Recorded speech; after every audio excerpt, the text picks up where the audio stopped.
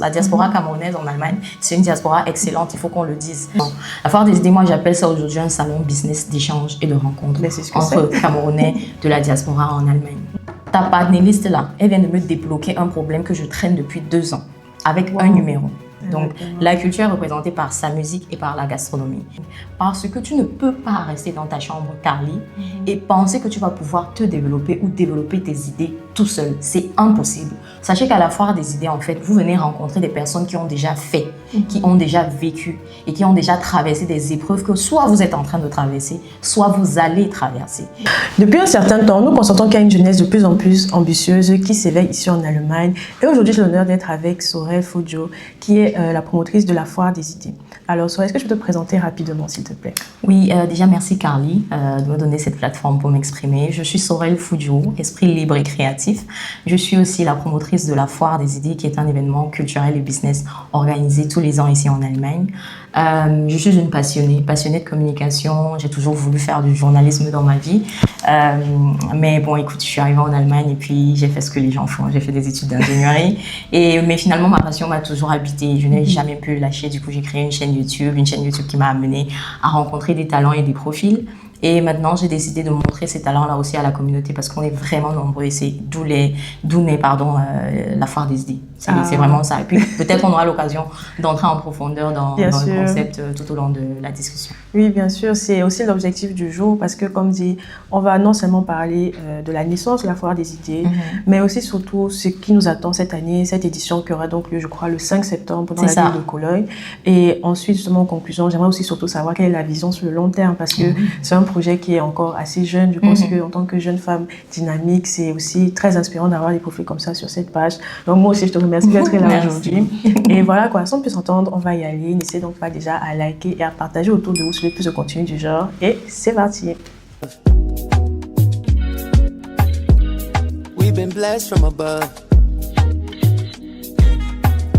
Alors, Sorel, tu t'es présentée précédemment.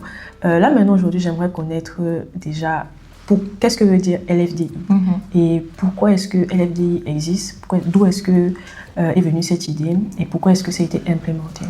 Ok, LFDI veut dire la foire des idées. Donc, le nom a été choisi à dessein pour faire comprendre qu'il s'agit de développer des idées. C'est un événement où on vient créer du réseau et éventuellement développer des idées pour des collaborations dans le futur. Donc, d'où est-ce que ça part? Ça part vraiment d'un besoin personnel, sincèrement.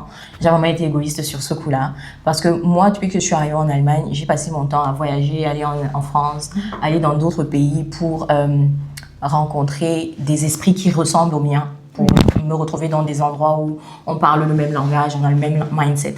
Et c'est quelque chose que malheureusement à mon époque, parce que je ne suis pas arrivée hier, il faut le préciser, parce que c'est vrai qu'aujourd'hui, il y a des petites initiatives qui commencent aussi à grandir, ce qui est d'ailleurs encourageant. Mais moi, à mon époque, il n'y avait pas du tout. Pas du tout. Et comme je disais, c'est d'un besoin personnel que la foire des idées est née. Je me suis rendu compte que mais pourquoi est-ce que nous, ici en Allemagne, qui avons tant de talent, tant d'expertise, et nous sommes tellement intellectuels, nous ne pourrons pas créer notre propre réseau, des plateformes sur lesquelles on viendrait échanger sur nos compétences, sur nos connaissances, dans un cercle qui nous ressemble aussi. Parce qu'on est vraiment de l'excellence. La diaspora camerounaise en Allemagne, c'est une diaspora excellente, il faut qu'on le dise. Donc, c'est vraiment ça. À la foire des idées, tu retrouves l'excellence, tu retrouves de l'intellect, tu retrouves la culture camerounaise et c'était vraiment pour résoudre d'abord ce problème à mon niveau. Et maintenant, au final, vu que je suis aussi quelqu'un de très communautaire, j'ai toujours travaillé dans le social, j'ai toujours travaillé autour des communautés, créer des communautés, notamment avec ma chaîne YouTube. L'idée aussi, c'était de présenter des profils d'entrepreneurs, d'étudiants qui font en même temps des études et un business. Et c'est vraiment à partir de la chaîne YouTube et des profils que je rencontre et du carnet d'adresses que je me fais que je me rends compte qu'il y a vraiment un potentiel. Je le savais déjà, mais il y a un vrai gros potentiel en Allemagne en termes d'intellect, en termes de profil qualitatif. Et parfois, il nous faut juste savoir que tel a déjà fait pour que nous aussi on puisse faire. Mais on fait comment pour savoir que tel a déjà fait? Il faut les rencontrer, il faut les voir, il faut discuter avec eux. Et c'est pour ça que j'ai créé la foire des idées. Et je pense aussi justement que le shift, comme tu l'as dit précédemment, le fait qu'il n'y ait pas forcément ça avant, c'est aussi le contexte qu'est la foire des idées. Mais ça ne veut pas dire qu'avant les Camerounais ne se rencontraient pas. Non. Mais bien sûr. Le contexte maintenant que, ok, vous venez ici là pour ce but-ci là, c'est ça qui donne encore plus de poids à l'initiative. Effectivement. La foire des idées, moi j'appelle ça aujourd'hui un salon business d'échange et de rencontre entre Camerounais de la diaspora en Allemagne. Bon, maintenant Allemagne, oui, mais on ne dit pas qu'on empêche les gens de la Belgique, de la France de venir, mais c'est principalement pour la diaspora francophone en Allemagne.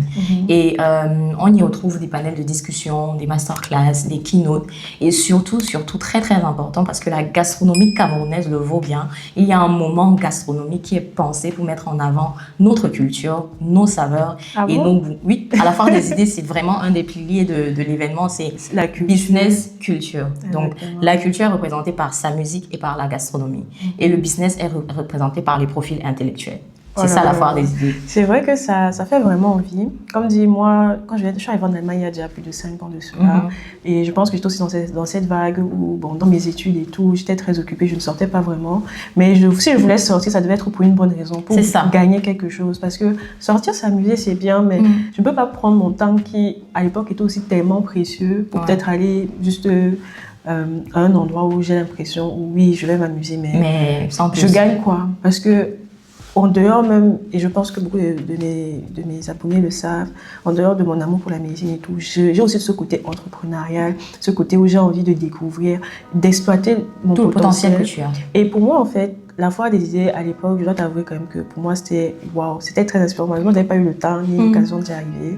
Mais c'est pour ça que j'ai vraiment que c'est vraiment un honneur pour moi d'être à voir sur ma plateforme, parce que j'ai vu non seulement une femme, mais des femmes, parce que c'est que, bon, on va en parler plus tard, mais j'ai vu 2 femmes ambitieuses et j'étais en mode, waouh, plus tard, j'aimerais aussi faire ce genre d'initiative. Et je me dis déjà que cette première partie où tu présentes l'idée, on comprend vraiment en fait la nécessité de l'événement. Je pense aussi que c'est un événement qui a été un pilier pour justement lancer d'autres initiatives. Bien sûr. Je me rappelle l'année dernière, par rapport par exemple à Level Up, c'était quand même quelque chose qui était assez drôle parce que bon, Dani aussi et moi, on a peu la même génération et tout, on est en mode de lui, vous voyez la foi des idées et tout, si la foi des idées fait tata, parce que on va aussi parler de ça après, quelle est la cible, tu vois un peu. Donc, je pense que beaucoup de personnes pensent que c'est plus pour les travailleurs, alors que par exemple Level Up c'est plus pour les étudiants et les nouveaux arrivants et tout.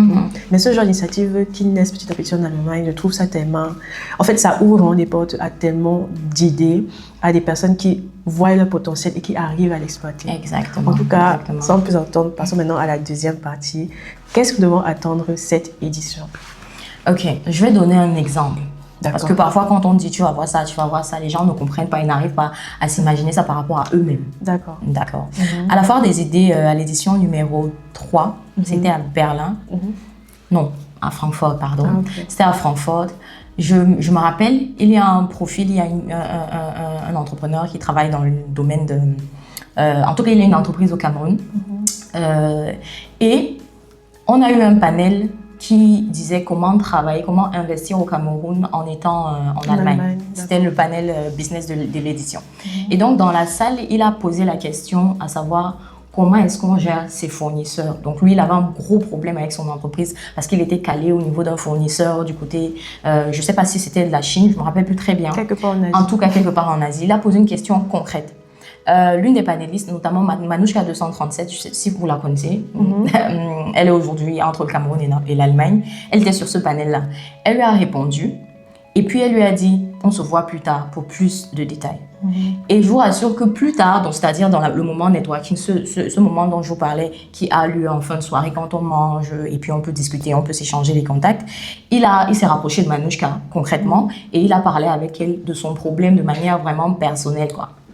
Et après, il est revenu vers moi pour me dire « Ta panéliste là, elle vient de me débloquer un problème que je traîne depuis 2 ans avec un numéro. » Et c'est ça la foire des idées. Je n'ai pas envie de vous dire « Venez, vous allez trouver ceci, cela » parce que vous n'allez pas avoir l'image concrète. Prenez cet exemple et essayez de l'impliquer, de l'implémenter par rapport à votre situation. Sachez qu'à la foire des idées, en fait, vous venez rencontrer des personnes qui ont déjà fait, qui ont déjà vécu et qui ont déjà traversé des épreuves que soit vous êtes en train de traverser, soit vous allez traverser.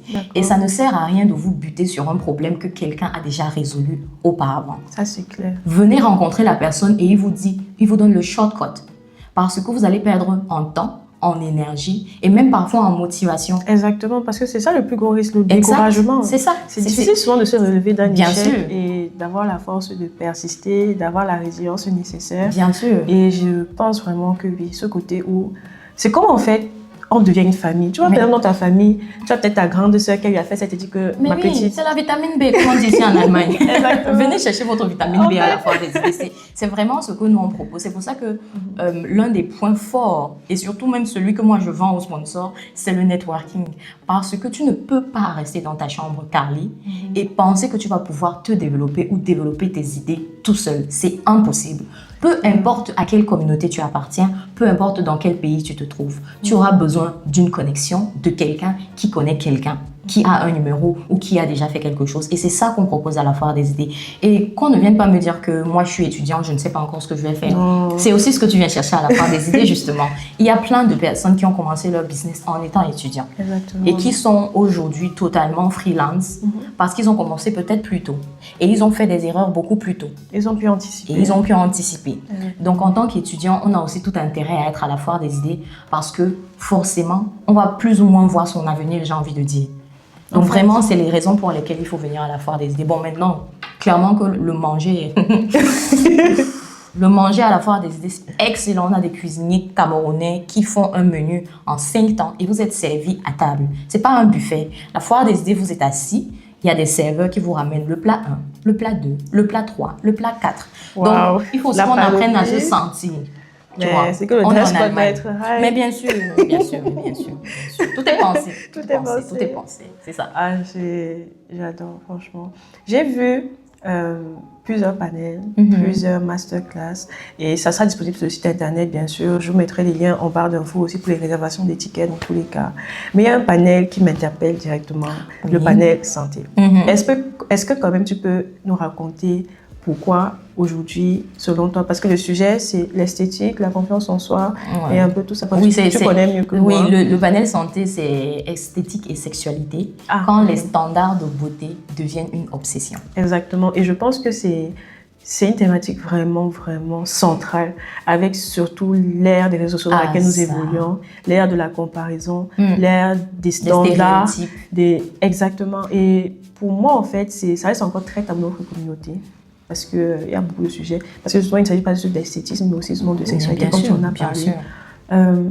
Dis-moi juste quelques mots sur, on va dire, selon toi, la pertinence de ce sujet. Alors, la première chose, c'est comme tu as dit, c'est que c'est tabou. Quand quelque chose est tabou, ça veut dire qu'il y a encore beaucoup de griefs autour de ce sujet. Et ça veut dire qu'il y a des gens qui souffrent en silence. Parce que quand on libère la parole sur un sujet, les gens sont informés, sont sensibilisés et les gens traitent les problèmes qu'ils ne savaient pas qu'ils ont. Mais quand un sujet est tabou, ça veut dire que les gens souffrent en silence. Ça, c'est la première raison pour laquelle ce panel est extrêmement important.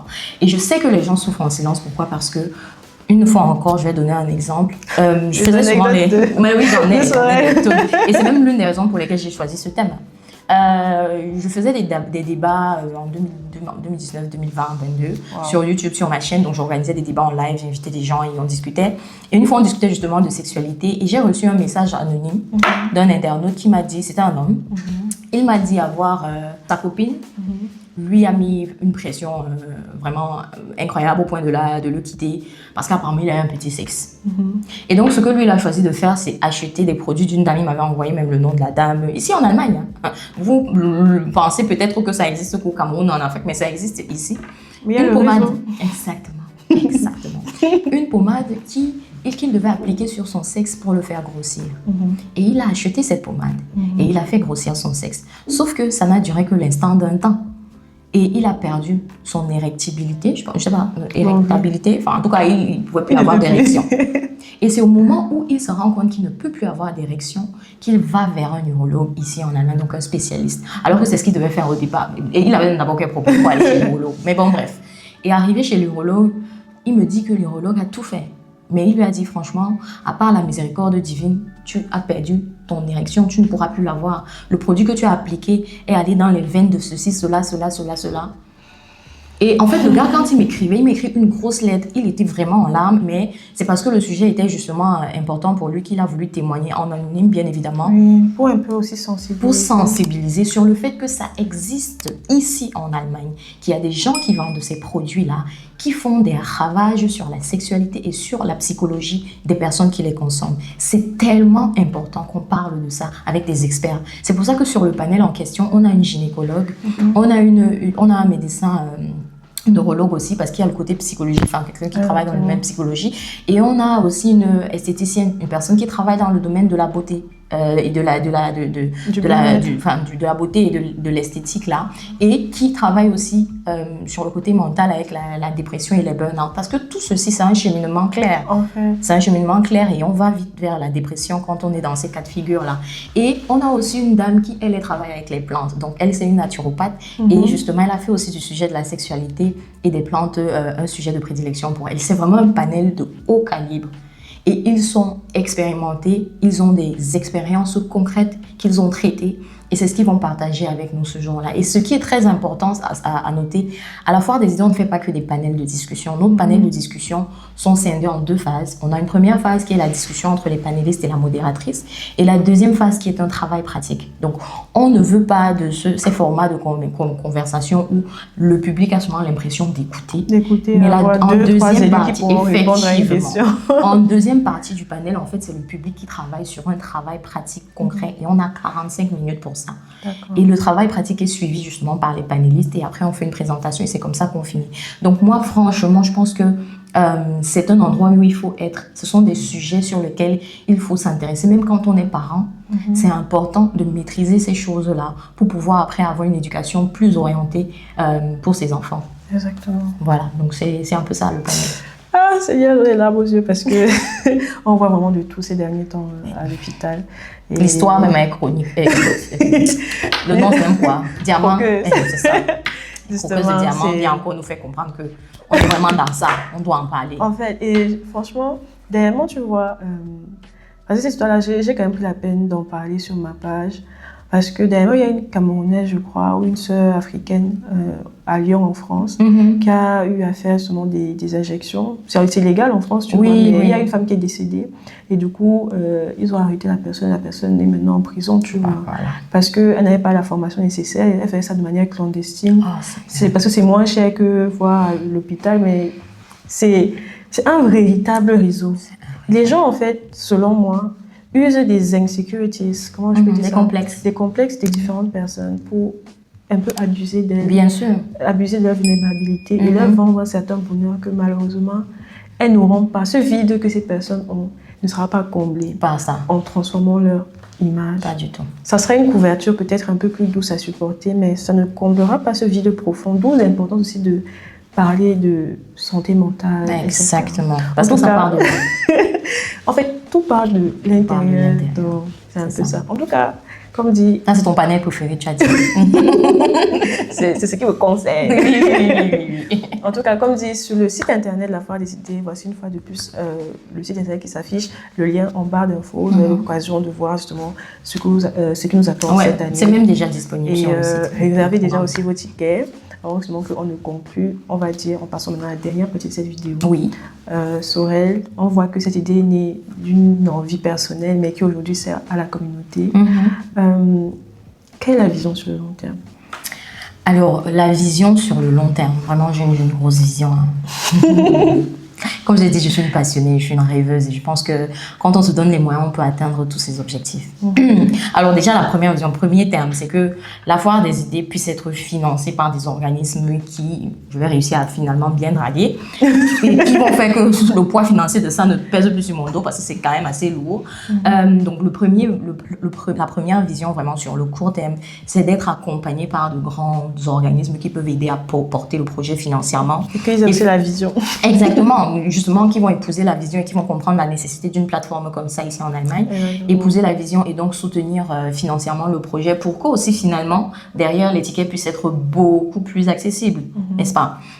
Donc, c'est notre objectif à nous tous finalement. Si on veut des tickets moins chers, alors envoyez nos bébés bon partout pour qu'on vienne nous soutenir. Donc, ça, c'est le premier volet. Le deuxième volet, c'est que j'aimerais vraiment, et je pense que, comme tu disais tantôt, ça a déjà commencé à faire ses fruits, que la Foire des idées inspire les personnes qui pensent à des concepts comme ça, des événements comme ça, à le faire. Il faut que des événements de conscientisation, de sensibilisation, d'apprentissage, de transfert de connaissances se déploient de plus en plus dans cette communauté. Exactement. Parce qu'il y a une statistique qui m'a choquée une fois, il y a peut-être 3 ans avant que je ne décide, je pense que c'était dans la période où je décidais de créer la Foire des idées, c'est que ça fait 100 années, plus de 100 années, que les Camerounais sont en Allemagne. Ça veut dire que le premier Camerounais qui est venu en Allemagne, c'était il y a plus de 100 ans. Maintenant, quand on regarde l'Allemagne, peu importe où vous vous trouvez, que ce soit dans le Nord, Rhine-Westphalie ou où, qu'est-ce que les Camerounais ont déjà fait? Qu'est-ce qu'on laisse dans ce pays? Quelle est l'empreinte qu'on a? Quel est l'impact? Quel est l'impact qu'on a? Parce qu'on doit avoir un impact économique et même politique. Pourquoi je dis ça? Parce que aujourd'hui, vous êtes sûrement encore plus au fait. Les étudiants prennent combien de temps au Cameroun pour avoir un visa? Les étudiants prennent combien de temps pour avoir même le rendez-vous seulement à l'ambassade? Malgré tout ce qu'ils apportent à l'Allemagne. Parce que c'est une relation donnant-donnant. Exactement. Et c'est tout simplement parce qu'on n'a pas de pouvoir politique dans ce pays. On n'a pas de lobby. On n'est pas organisé. On n'a pas un truc où on peut se lever, on dit, OK, si nous tous, on grève parce qu'on veut que vous diminuez le temps d'attente des visas en Allemagne, ça va peser nulle part. On va gréver d'où? De quoi? Qu'est-ce qu'on a qui pèse dans les finances de l'Allemagne? Alors que si, par exemple, on a grandi grâce à nos réseaux, on s'est connecté, on a mis des argents sur pied, des business, on obtient, par exemple, il y a des salles qu'on a, que c'est les Camerounais qui obtiennent cette salle-là, qui fait venir du monde dans la ville, qui fait entrer des ressources financières dans la ville. Si on a des marchés, comme les Turcs aujourd'hui, ils ont des marchés partout. S'ils se lèvent aujourd'hui, ils disent que mes amis, on ferme tous les marchés ici dans la ville de Cologne et tout. Ça va faire un impact. Et s'ils veulent revendiquer, ils pourront mettre quelque chose sur la table. Nous, les Camerounais, on n'a rien. Nous, nix, pourtant, on est les plus intellectuels. Ça veut dire qu'il y a un problème. Donc, moi, ma vision sur le long terme, c'est qu'on puisse avoir une communauté suffisamment forte pour impacter dans les décisions qui concernent nos compatriotes dans ce pays. Et faciliter aussi notre vie. Bien sûr, ici, et même nos insertions dans dans le travail et tout. C'est dans plein de choses. À partir du moment où tu es sur la table des décisions, tu peux changer quelque chose. Mais ça ne se fait pas du jour au lendemain. Il faut construire un réseau. Réussir en fait à réunir. Exactement. C'est ça la foire des idées. C'est ça mon objectif, ma vision sur le long terme. C'est que grâce à la foire des idées, on crée des organismes qui portent et qui sont forts à impact dans ce pays et qui nous poussent à pouvoir devenir des décisionnaires et à nous asseoir à la table aussi, des grands. Waouh. Ah là là. Et je pense que je peux y arriver. Tu vas y arriver. Ouais, en tout cas, nous sommes là pour témoigner. On se revoit, dans tous les cas, sûrement d'ici 2 ans, pour voir déjà le chemin parcouru. Bien sûr, on aura bien. Parce que, mesdames et messieurs, ce n'est pas la première édition. Nous sommes à la 4e édition de la foire des idées. La 5e sera un tournant décisif. Ouais, donc franchement, je te remercie une fois de plus d'avoir pris ton temps de venir sur ma page, nous inspirer. Moi, personnellement, comme dit, je me reconnais en toi parce que tu es avant tout une jeune femme. Une jeune femme d'origine africaine, une femme qui, comme j'ai envie de dire, on nous apprend souvent à se faire petit, à ne pas parler et avoir des profils comme les tiens pour souvent inspirer nos petites sœurs parce qu'à la fin de la journée, c'est ça qui est important. On a du potentiel, on a du pouvoir et il faut savoir l'exploiter, savoir s'exprimer et créer. C'est ça. En tout cas, je ne sais pas si tu as un petit mot pour la fin.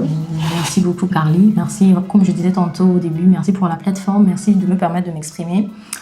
D'exprimer aussi ma vision et ma façon de voir la vie. Parce que je pense que, comme je disais, moi, je suis dans le partage. Et la seule chose que je pourrais dire, c'est que, franchement, là, je parle, n'est-ce pas?